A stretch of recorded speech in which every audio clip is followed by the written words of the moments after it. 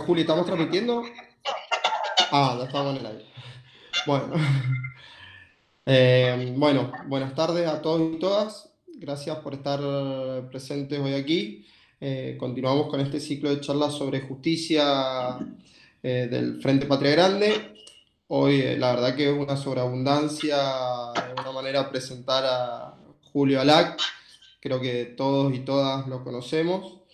Solamente voy a mencionar que, bueno, el actual ministro de Justicia y Derechos Humanos de la provincia de Buenos Aires, también a los 32 años fue intendente de La Plata, fue presidente de Aerolíneas y fue ministro de Justicia y Derechos Humanos de la Nación. Julio, buenas tardes. Buenas tardes, Leandro. En primer lugar, felicitar a Patria Grande, a Patria Libre, Patria Justa y a Patria Grande, ¿no? Por el canal que hoy podemos, que lanzan hoy, ¿no? Hoy es el día del lanzamiento de esta corriente, de este canal. O no es hoy, pero estamos en el canal de YouTube de la corriente, ¿no? Así que felicitarlos por esta decisión. Hoy la comunicación es una cuestión muy importante, máxime en las organizaciones sociales tan grandes como ustedes, políticas. Por lo tanto, en primer lugar, quiero felicitar por esta decisión. Y bueno, agradecerle la invitación para participar de este cuento. Bueno, muchas gracias. Sí, nuestra idea central es armar un espacio para discutir la justicia políticamente, armar la justicia, algo que siempre ha estado reservado a la discusión académica o estrictamente jurídica. Y bueno, nuestra idea es armar eso, empezar a discutir desde una mirada política este poder del Estado y esto que para nosotros debería ser un servicio público, algo que para nosotros lo vemos de esta manera. Queremos darle esa mirada. La verdad que, y ya para empezar con las preguntas, he visto muchos anuncios sobre obras, sobre jubilaciones de las cúpulas, programas, muchas reformas en tema en relación al servicio penitenciario. Veo que esto es una prioridad del gobierno porteño. ¿Qué es lo que tienen planificado hacer en relación a ese tema y por qué tanta atención a esa problemática? Muchos dicen, y es verdad, que las sociedades se pueden analizar por el estado de sus cárceles. Las cárceles en la provincia de Buenos Aires desde hace mucho tiempo están en un estado de absoluto abandono. La casación penal de la provincia elaboró un informe en octubre del 2018, cuando terminaba el gobierno de Vidal, sobre las condiciones de detención, y determinó que las condiciones de detención en el sistema penitenciario bonaerense eran catastróficas, y que además la situación era dramática y que estábamos al borde de una tragedia. Ello era producto de que durante la gestión de Vidal, por la aplicación de una política criminal caracterizada por un punitivismo demagógico, se aumentó la población penitenciaria en la provincia de Buenos Aires de 33.000 internos a 49.000. Es decir, creció la población penitenciaria en 16.000 internos en 4 años, casi un promedio de 350 por mes. Es decir, que solamente para responder al crecimiento poblacional y mantener condiciones dignas en las cárceles bonaerenses, había que construir una cárcel por mes, casi 400 plazas por mes. Eso no se hizo. En la gestión de Vidal se aumentó la población, como dije, en 16.000 internos y se construyeron solamente 1.030 plazas. Es decir, la cárcel se convirtió en la gestión de Cambiemos en un depósito de seres humanos, con una sobrepoblación inhumana. La misma casación penal de la provincia de Buenos Aires caracterizó a la situación como una crisis humanitaria.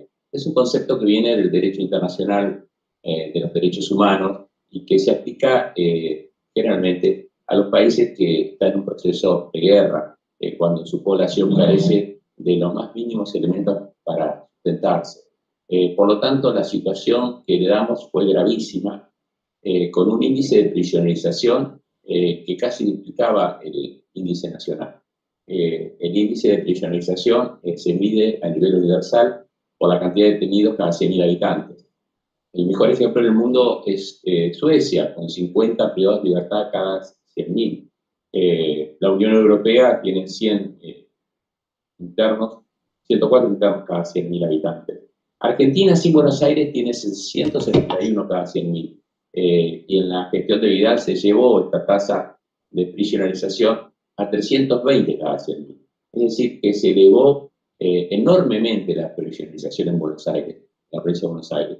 Pero no fue que aumentó la prisionerización, los detenidos como delincuentes, no es que hubo más delincuentes presos, sino que hubo indigentes.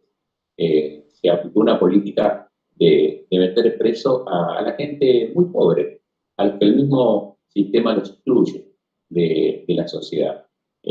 Por lo tanto, se hizo realidad aquella advertencia que muchos profesores en la facultad señalan, que el derecho civil y comercial es el derecho para las clases medias y para las clases altas, con las instituciones vinculadas a la propiedad privada fundamentalmente.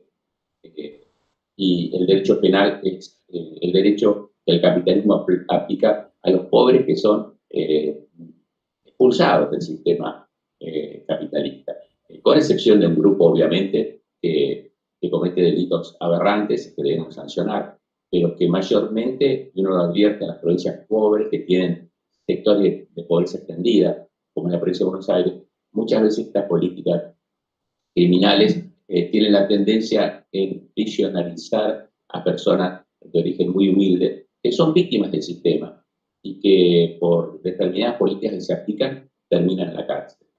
Por eso nosotros cuando asumimos vimos que el tema de la sobrepoblación penitenciaria en la provincia era un tema realmente muy preocupante. Vimos ahí la posibilidad de que tengamos una tragedia y con mucha participación de todos los sectores lo pudimos felizmente hasta el momento evitarlo. Pero para eso hubo que poner mucha energía y hubo que poner también recursos, porque la gestión anterior dejó deudas inmensas con proveedores de alimentos, con proveedores de empresas productoras, y eso hubo que ponerlo al día para poder recomenzar las obras que felizmente ya estamos empezando a inaugurar para darle más dignidad a los privados de libertad. Y desde este mes, agosto, hasta abril del año próximo, vamos a tener 2.000 plazas nuevas. Es decir, vamos a tener prácticamente el doble de la cantidad de plazas que la gestión de Vidal hizo en la provincia de Buenos Aires, por una población de internos que ha descendido. Ha descendido fundamentalmente porque durante la pandemia ha caído la cantidad de delitos y hoy tenemos menos población de internos que cuando asumimos el diciembre. Te hago una pregunta, porque recobrar que las personas que se encuentran privadas de libertad recobren su dignidad, creo que es algo muy importante, pero ¿cómo se hace para trabajar para que de alguna manera no se dé algo que demuestra de alguna manera el fracaso digamos, del sistema penal, que es la reincidencia? O sea, ¿cómo se trabaja para que esa persona que ya llegó por determinada situación a estar privada de libertad, cómo se hace para que esa persona no vuelva a reincidir, para incluirla, para darle contención y que de alguna manera no vuelva a recaer en ese círculo vicioso, que creo que es algo que caracteriza un poco el sistema penal argentino, que es la reincidencia, la exclusión? ¿Cómo se trabaja con esa problemática? Previo a la privación de la libertad, la sociedad, digamos, las sociedades que tienen altos niveles de desigualdad social son las generadoras mayormente de delitos. Por lo tanto, creemos que se llega al delito por una falla del sistema económico, social, por una acumulación excesiva de la riqueza en pocas manos, por una pobreza extendida en la mayoría de la población. Estos son los factores que son la base para el delito. Por lo tanto, el delito tiene una causal amplia. Podemos decir que existe una multicausalidad de factores que llevan al delito. Pero una vez que existe, que hay prisionerización, lo que hay que generar rápidamente un proceso de inclusión social.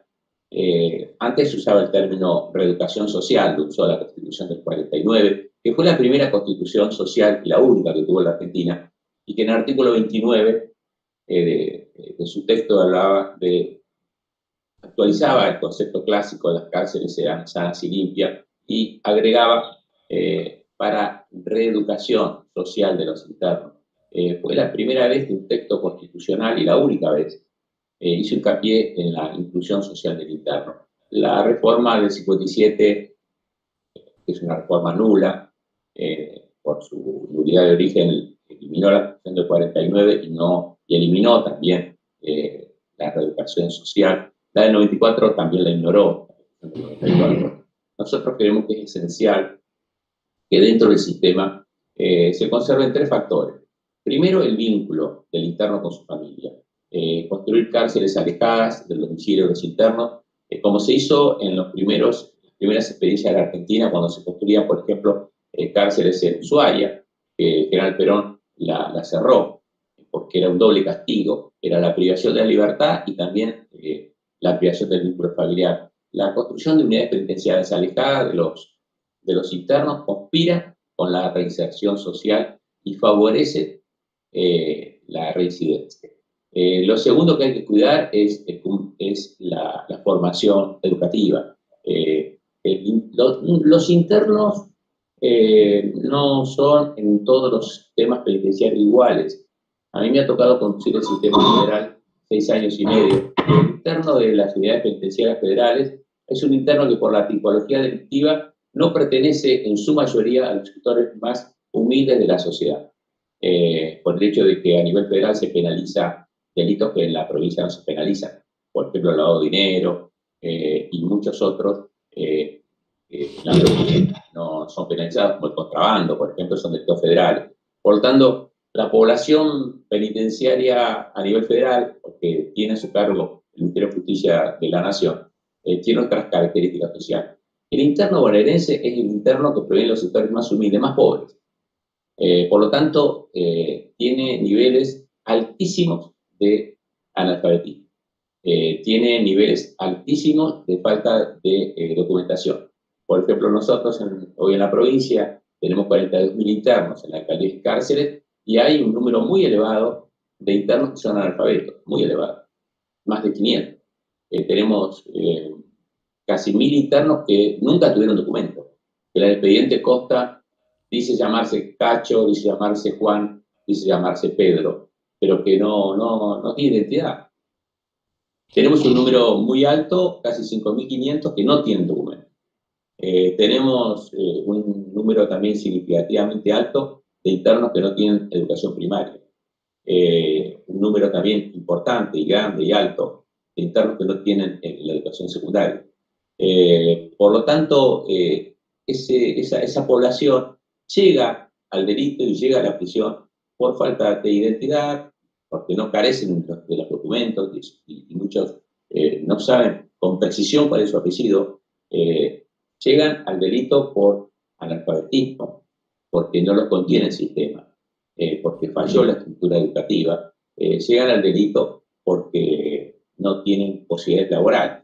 Y esto es muy difícil corregirlo solamente desde la cárcel, pero hay que intentarlo. Y en ese sentido, estamos trabajando muy bien con Gabriela Carpinetti, que Gabriela Carpinetti tiene una característica que la distingue del funcionario tradicional, que es una altísima sensibilidad social y una altísima formación política. También, aunque no lo hacemos habitualmente, hablamos temas con Juan Graboy, que es un notable cuadro político de Argentina, es un activo político muy importante. Y yo reitero mi agradecimiento a Patria Grande por esta invitación, pero los felicito por la decisión de transmitir desde un canal abierto las ideas que Juan, que Gaby, que vos desarrollan en su gestión cotidiana. Por lo tanto, la tarea hoy de la cárcel no solamente se debe limitar a lo asegurativo, sino que debe estar prioritariamente en la inclusión social. Hoy el término es la inclusión, porque los sectores que están en prisión nunca han estado incluidos. Digamos, sus padres, quizás sus abuelos, han estado fuera del ámbito laboral, porque no han tenido posibilidades laborales. Entonces no podemos hablar de reeducación, como hablar de la Constitución del 49, ni tampoco de resocialización, sino que hay que hablar de inclusión. Y en eso estamos trabajando, en planes documentarios masivos, estamos trabajando en nuevos diseños para la formación educativa y laboral, y estamos trabajando en la cuestión postpenitenciaria. En esto quiero destacar el aporte que ha hecho la Carpinetti y los compañeros y las compañeras de Frente Patria Grande en cuanto a crear y promover la creación de cooperativas de liberado. Porque hoy el liberado, el problema que tiene fundamentalmente que no logra una inserción laboral después que sale de la cárcel con facilidad. Se le hace casi imposible, diría yo. Pensemos que si una persona sale en libertad y no sabe su apellido porque nunca registró un apellido, es imposible que consiga trabajo. Si no tiene documento o nunca lo tuvo, tampoco puede conseguir trabajo formal. Si es analfabeto, tampoco. Si no tiene la primaria terminada, tampoco. Y hoy el hecho de que el Ministerio de Justicia de la Nación haya expandido como un servicio importante que da a la población los certificados de residencia, que antes eran difíciles obtenerlos, pero que hoy se obtienen rápidamente en cualquier terminal del Ministerio de Justicia de la Nación en todo el país, hace que cualquier persona cuando va a tomar un empleado pida certificado de residencia, y donde surge que ha estado en prisión, el empleador, digamos, rehúye a tomarlo. Por lo tanto, la formación laboral es importante, pero tiene que estar direccionada en gran parte a formar un trabajador autónomo. Pero fundamentalmente tenemos que lograr incluirlos a través de planes como el Potenciar Trabajo o cooperativas, y también con cooperativas como ha promovido el Frente Patria Grande y Liberado, porque los cooperativistas que han estado en prisión son sumamente receptivos de los internos que cumplen la pena y los incorporan yo diría, con facilidad y con alegría. Y esa tarea que el Frente Patria Grande ha desarrollado, creo que va a potenciar nuestras políticas del Ministerio de Justicia de la Provincia. Y Julio, te hago una pregunta y esto me lleva inmediatamente a preguntarte una cosa en relación a cómo fue, qué opinas de cómo llegó a los medios y la reacción que tuvo la población en general con el tema penitenciario, con esto de la pandemia y toda esta instalación mediática que se hizo de que se estaban liberando presos, de que estaban saliendo los violadores a la calle y todas esas cosas. ¿Qué me puedes decir en relación a cómo se trató esa situación desde lo mediático y cómo fue la reacción social producto del tema? Bueno, estas reflexiones que yo formulo son ideas que parte de una concepción de garantizar a los internos todos los derechos humanos. Yo me acuerdo que con Cristina, cuando era presidenta, yo era su ministro, siempre sosteníamos que al privado de libertad, la pena es privarlo de la libertad, pero que le comprende y no pierde todos los derechos humanos que le exigen a cualquier ciudadano. Es decir, la pena es pérdida de libertad, pero los derechos humanos a una correcta alimentación, al suministro de los medicamentos necesarios cuando está en prisión, a poder trabajar en prisión, a que se le retribuya un sueldo correspondiente por su trabajo, están vigentes. Ahora, esa concepción es una concepción hoy contramayoritaria, porque el hecho de que los medios de comunicación estén mayoritariamente en manos del poder económico, van construyendo un perfil del interno como si el interno sería una persona irrecuperable. Y se dicen cosas atroces en forma pública y también peores en forma reservada sobre qué hacer con los internos. Y yo en ese aspecto coincido totalmente con quien ha sido uno de los pensadores más notables y de los defensores más importantes de la reinserción social de los internos, que es el Papa Francisco. Cuando yo era ministro, el Papa todavía no era sumo pontífice, y nos solicitaba anualmente permiso al Ministerio de Justicia para ir a lavarle los pies a los internos en un acto religioso y testimonial importante, una vez al año.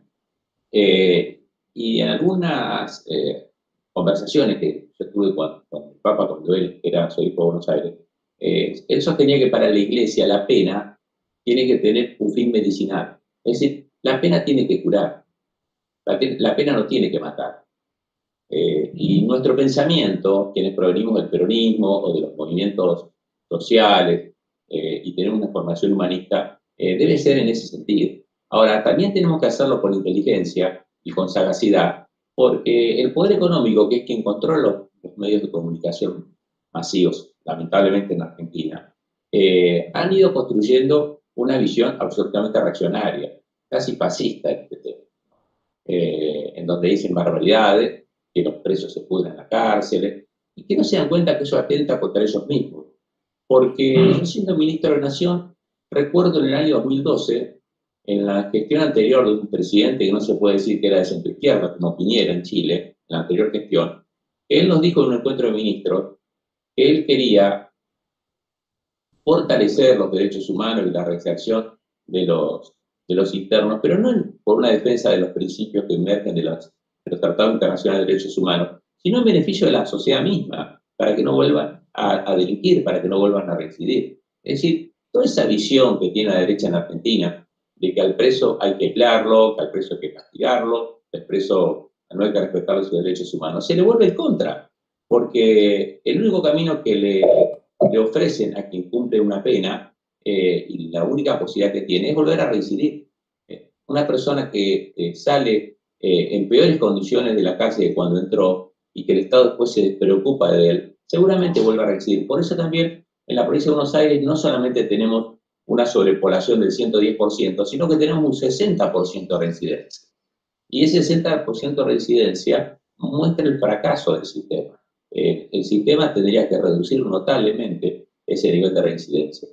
Pero sabemos de que los sectores de la derecha, los sectores que responden desde los medios de comunicación fielmente al poder económico, son refractarios a esa idea de defensa de los derechos humanos de los internos. Y bueno, reaccionaron como lo vimos, que reaccionaron, casi de una manera salvaje.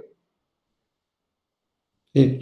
Y mencionaste al Papa Francisco hace unos minutos. El Papa Francisco habló, y creo que tuvo una postura muy importante en relación a esas intervenciones exógenas en los escenarios políticos, que creo que fue el primero que utilizó el término lawfare para llamar a eso. Si uno analiza ciertos fenómenos regionales que se dio con Correa, con Lugo, con Evo, el Poder Judicial siempre ha tenido o ha sido una herramienta al servicio de la desestabilización de ciertos gobiernos democráticos o la persecución de ciertos dirigentes políticos. ¿Por qué crees que sucede eso de que el Poder Judicial termina colaborando o siendo una herramienta para la desestabilización de las instituciones políticas? En realidad, el vínculo del poder económico lamentablemente se da en los tres poderes del Estado, ¿no? Se da en los poderes ejecutivos, como el gobierno anterior de Macri, que estuvo prácticamente al servicio del poder económico. Se da también en el poder legislativo, donde muchos legisladores responden al poder económico. Y en el poder judicial hay sectores importantes que responden también al poder económico y que combinan sus decisiones judiciales con operaciones periodísticas. El Poder Judicial es el único de los tres poderes del Estado que no tiene una base totalmente democrática, ¿cierto? Tiene un déficit democrático.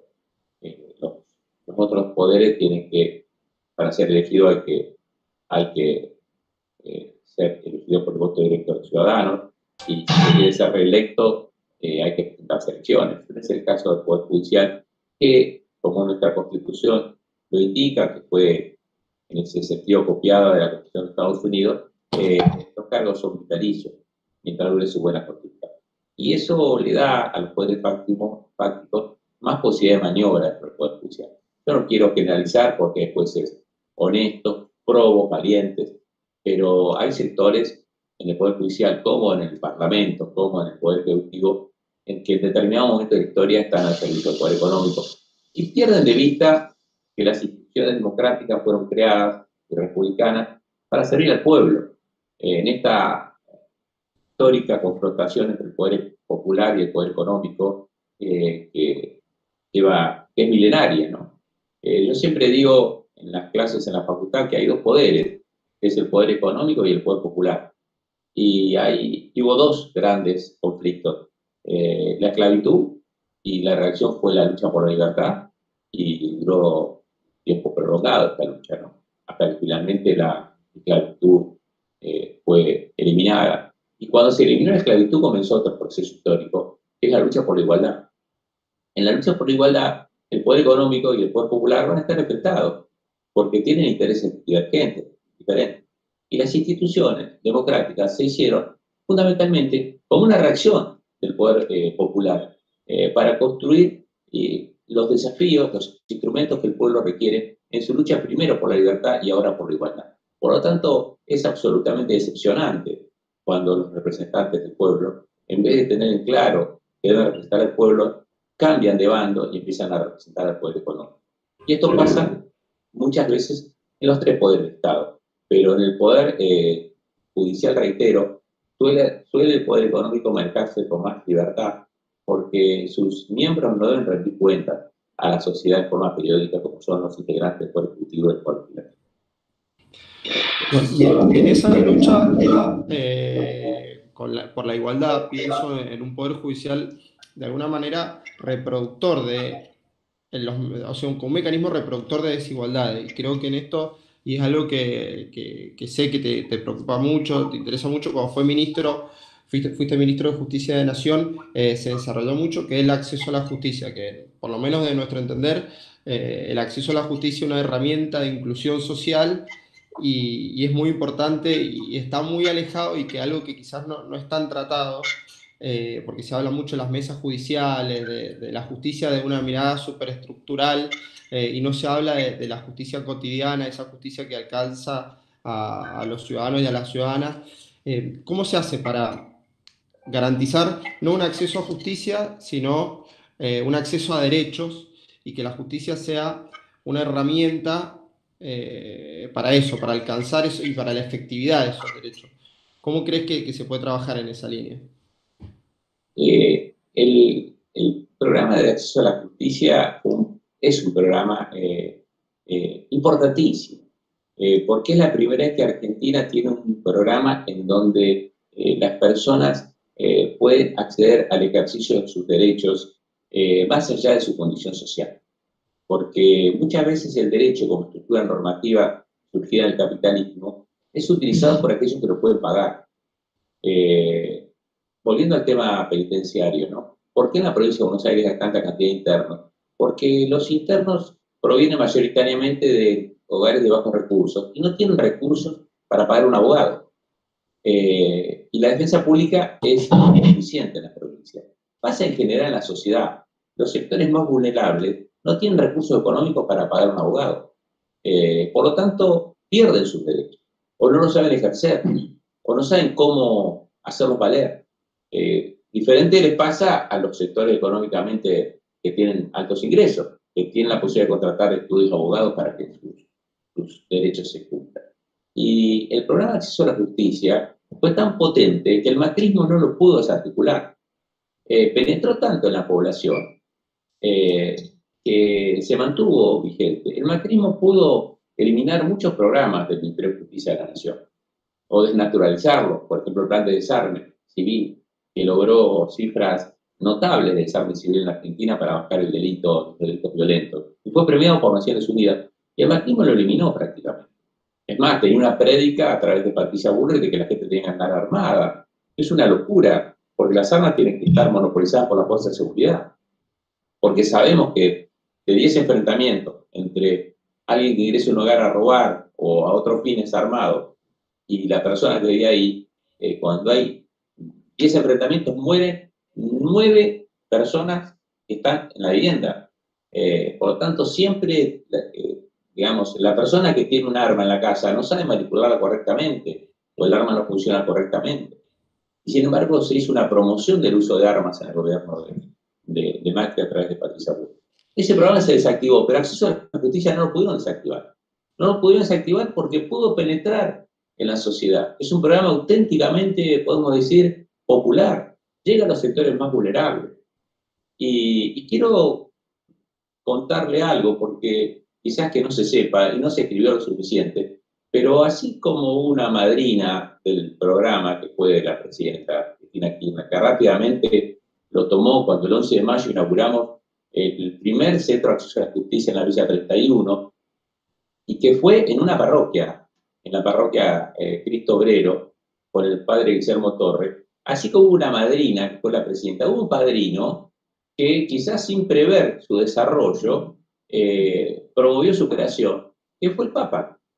Porque, por ejemplo, los curas villeros, me refiero al padre Pepe, a Guillermo Torre, bueno, a quienes soy el arzobispo auxiliar de la Ciudad de Buenos Aires, plantearon la necesidad de crear, digamos, de buscar asesoramiento jurídico gratuito en el Ministerio de Justicia, fundamentalmente por un pedido de las Madres del Paco, que veían que había que buscar protección y hacer valer unos derechos en la protección de sus hijos. Pero también luego los padres, yo me acuerdo en las reuniones iniciales, decían, pero además necesitamos asesoramiento porque se han sancionado muchas normas y la gente no las puede aplicar, no las usa.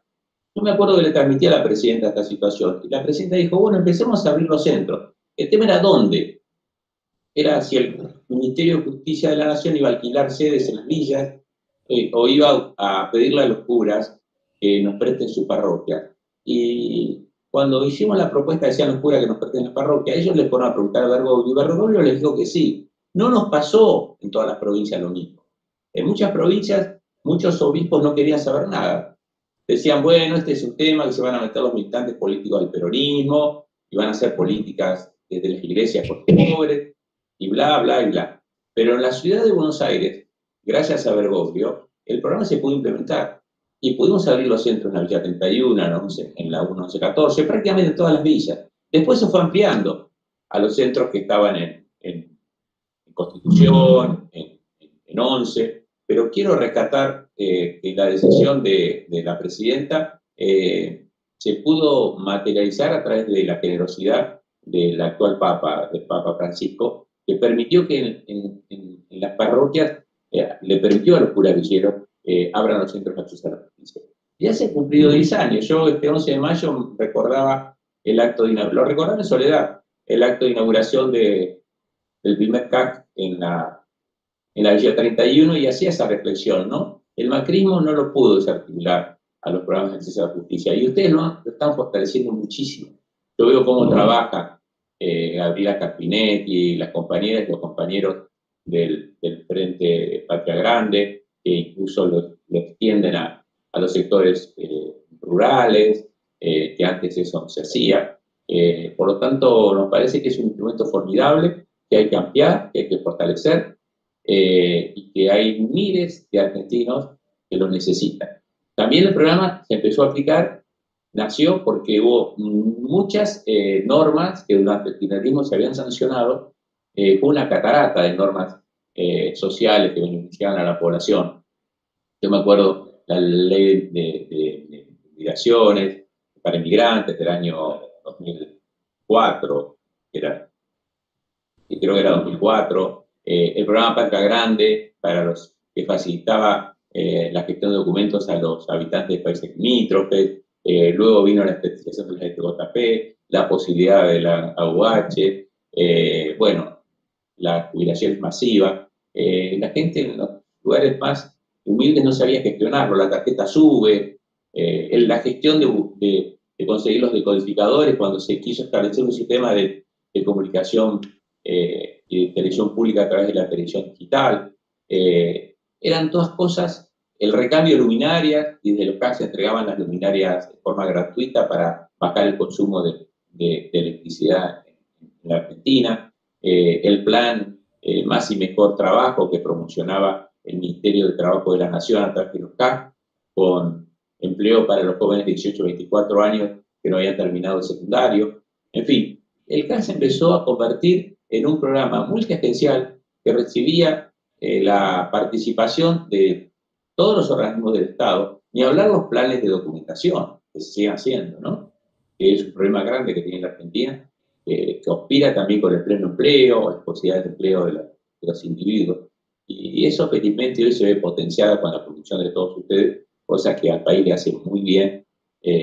Bueno, y a nosotros gratifica mucho este recambio generacional que se viene dando dentro de un programa que es sumamente útil para los sectores más vulnerables. Julio, hoy hiciste referencia que el Poder Judicial era el poder menos democrático, o sea, o por lo menos el que estaba menos expuesto al control democrático, por así decirlo. ¿Esa democratización del Poder Judicial, crees que se puede dar o que es simplemente una utopía? ¿Crees que es algo posible democratizar esa instancia del poder del Estado? Yo creo que hay que ir dando pasos para mejorar los tres poderes y los procesos de selección de los, de los de quienes ocupan las funciones electivas en forma permanente. El Poder Judicial es importante que se adelante un proceso de transformación también desde adentro. Creo que es posible. Ahora, en estos momentos, el gobierno nacional está haciendo un intento de mejorar y transformar en gran parte de las instituciones del sistema federal iniciativas que yo comparto. Que creo que no las debo quizás comentar de forma pública porque estaría incurriendo en meterme en las competencias de mi querida secretaria ministra de Justicia de la Nación, Marcela Rosardo, con quien trabajamos juntos también en el año 2009, que corresponde que ella formule las consideraciones más específicas sobre este proceso que obviamente yo sigo con mucha atención y en detalle. Creo que se está intentando una mejora sustancial del Poder Judicial. Se ha elegido también una comisión de expertos que puedan opinar. Creo además que los procesos se vienen dando por dentro y por fuera del Poder Judicial. Por ejemplo, en el último gobierno de Cristina, la sanción de un nuevo Código Civil comercial con un lenguaje simple, llano, que recopilaba lo mejor de nuestra jurisprudencia de 200 años y lo mejor de las leyes que los argentinos habíamos sancionado en 200 años de vida, fue un avance importante para mejorar la justicia. Hay que ver que nuestro país, así como nuestro país se formó con sectores de inmigraciones europeas y obviamente con los habitantes de pueblos originarios, tradujo en su normativa normas que provenían de otros países, ¿no? Así tuvimos una especie de collage de normas en nuestro sistema jurídico, ¿no? Reproducimos el derecho constitucional norteamericano, porque copiamos la Constitución de Estados Unidos. Este país reprodujo en su génesis el derecho civil y comercial francés, porque adoptamos el Código de Napoleón. Adoptamos también el derecho alemán en nuestra normativa penal, y también el derecho español con el derecho administrativo. Es decir, Argentina, cuando decimos que es un collage de pueblos de diferentes partes del mundo y también de pueblos originarios, también el derecho fue así. Pero felizmente en estos 200 años empezó una reversión de ese proceso. Y ya tenemos por lo menos un Código Civil y Comercial hecho por argentinos. Podrá ser perfectible, podrá mejorarse, pero se aleja de lo que es ese código de palabras extrañas a nuestro lenguaje y muy complejo para el común de la gente. Hoy el Código Civil lo lee cualquier persona, no necesita ser abogado para entenderlo, tiene un lenguaje llano, y ese es un aporte importante para el funcionamiento del sistema de justicia. Y uno que es de los más importantes que se sancionó, creo que fue el más difícil de sancionar, fue el Código Procesal Penal. ¿Por qué? Porque el código no fue casual que a nivel federal se haya mantenido el sistema inquisitivo durante 200 años.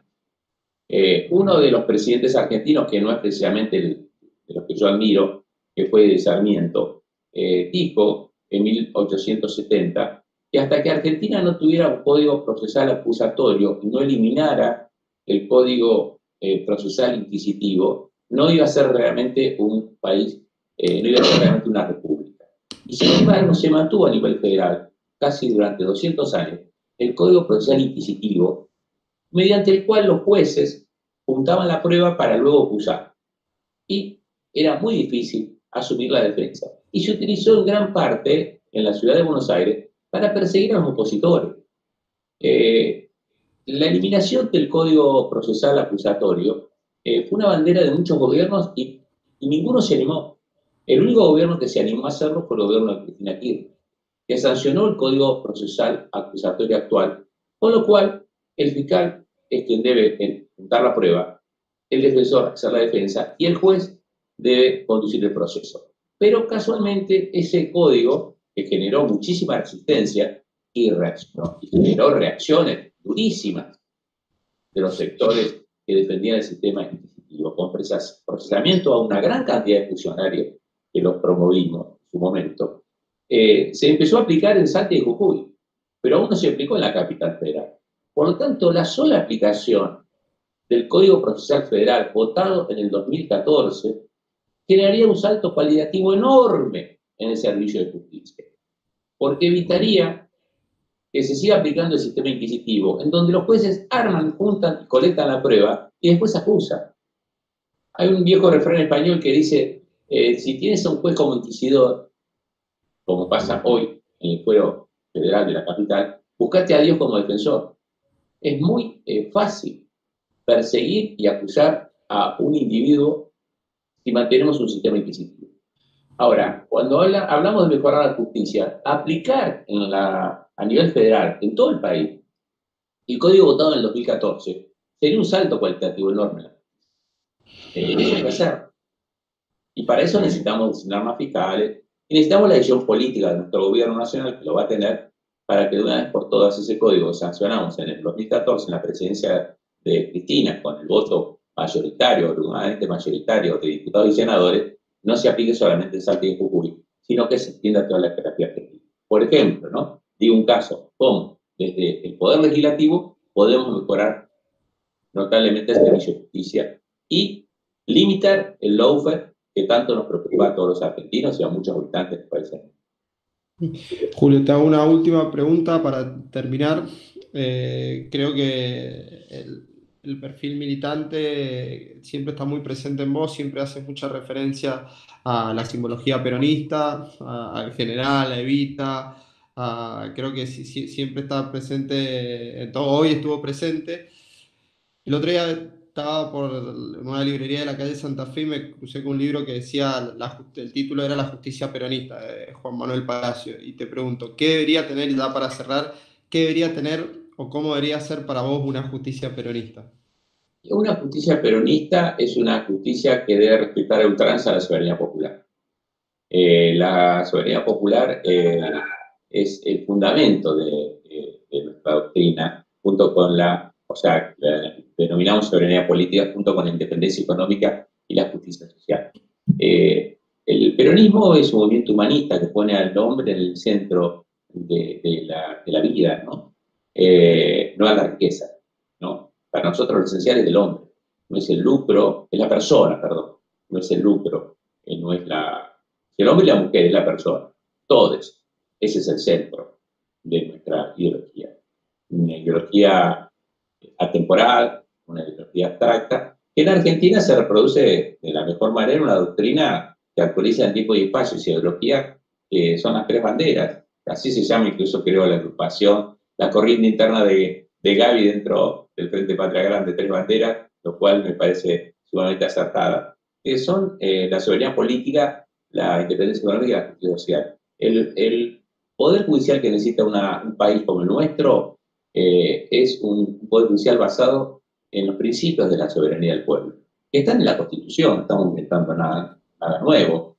Y el poder judicial tiene que tener la capacidad de determinar las necesidades populares y transformarlas en sentencias. Para eso necesitamos ir actualizando permanentemente su estructura. Yo no quiero comentar, porque no me parece oportuno, y lo pensé cuando Gaby invitó a esta charla pública, que no quiero hacer comentarios sobre la reforma judicial actual, porque de algún modo puedo comprometer el pensamiento de la expresidenta del gobierno por el hecho de que he sido ministro de Justicia de la Nación durante 6 años y medio. Y no quiero para nada perturbar este proceso, que me parece que está motivado por nobles intenciones. Pero sí puedo decir que lo avalo totalmente, espero que tenga éxito, espero que los legisladores nacionales tengan la valentía de aprobarlo y espero que el gobierno y la Corte sean rápidos en su implementación. Bueno, Julio. Algo que los centros de acceso a la justicia son, como dijimos y como dicen ustedes también ahora, son los centros de acceso a la justicia social, porque lo que debe buscar los centros de acceso a la justicia es los principios de la justicia social, que quienes carecen hoy de asistencia o de capacidad de gestión o se sienten excluidos o están excluidos por el sistema, vean en los centros de acceso a la justicia un lugar, un espacio en donde hacer valer sus derechos y concretarlos. Bueno, Julio, muchísimas gracias. Gracias por tu participación. Muchas gracias a todos y a todas por haber venido. Así que los esperamos a todos y a todas en la próxima jornada. Muchas gracias, Julio. Gracias a ustedes y un saludo grande a todas las compañeras y compañeros del Frente Patria Grande, a Juan Grabois, que es un enorme luchador, a Gaby Carpinetti, que es uno del gran cuadro político, y a todos los que hoy trabajan en los centros de la justicia, que lo hacen con un enorme compromiso con el pueblo y con la patria.